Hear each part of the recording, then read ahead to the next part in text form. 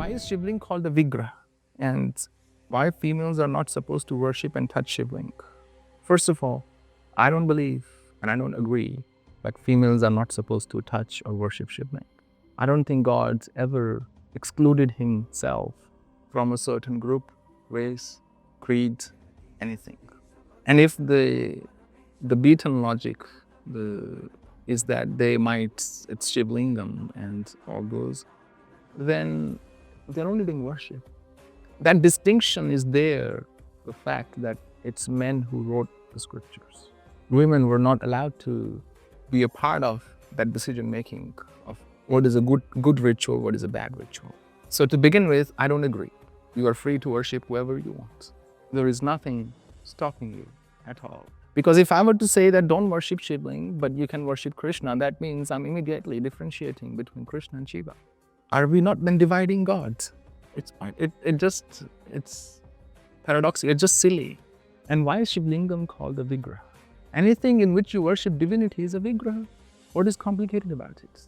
If you're offering Abhishekam to Lord Vishnu's idol, similarly you're offering Abhishekam to Shivalingam.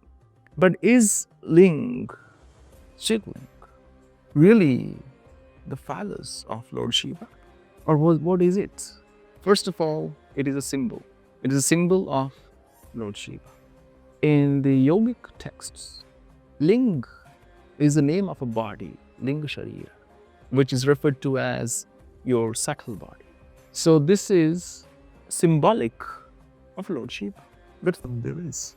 That said, we did go through an age, a time where sex was not a taboo.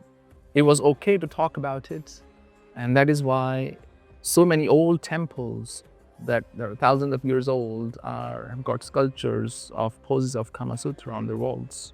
So they just thought, okay, let me make something really simple.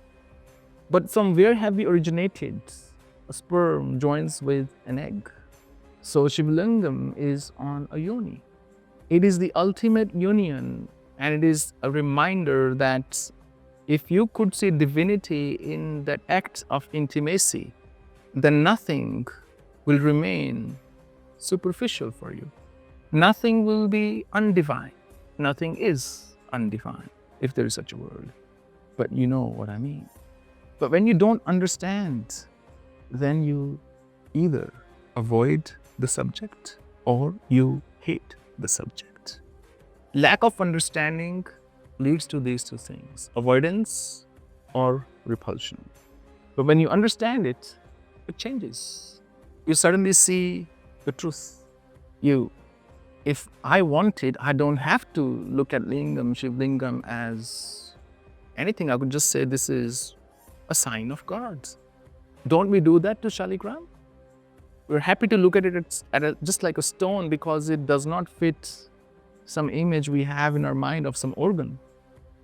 You could do the same to Shivalingam. Just because you are a pervert does not mean Shivalingam is bad.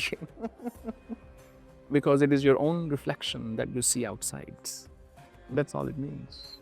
This religion has enormous strength. It has never gone out to convert people because there are no insecurities in the religion. It can never perish because it offers room for every point of view. And that's what makes this religion so very special. I have read so many scriptures from different religions, books, texts. Somewhere they start condemning other religions. Even in Buddhist scriptures, if they refer to Hindu traditions, they call it a dogma. When they refer to themselves, they call it a tradition. I've read it repeatedly, but I'm yet to find one reference in any of the Hindu scripture condemning other religions. You condemn when you're insecure. You condemn when you have some fear. There is no fear. Because this is not a religion born out of some book. It is truth that has given birth to thousands of books. You want bhakti? There it is. You want gyan? There it is. You want dhyan? There it is. Karma, Raj, Sankhya. You pick what you want because all will lead you to the truth. So there are no hard and fast rules. But you just have to be honest with yourself. There were 3 priests. belonging to 3 different temples. And they said, we are not paid enough, So they admitted that sometimes we take from the offerings. And they said, how do you do that? One of the priests said, well, I actually just draw a line and I just toss all the money. Everything that is on my side of the line, I keep.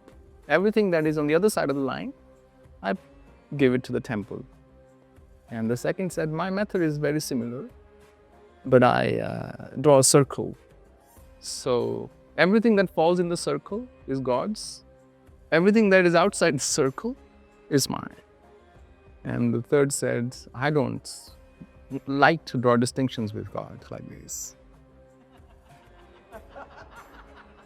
I just throw the money in the air. Whatever God grabs is His. Whatever falls down, I keep.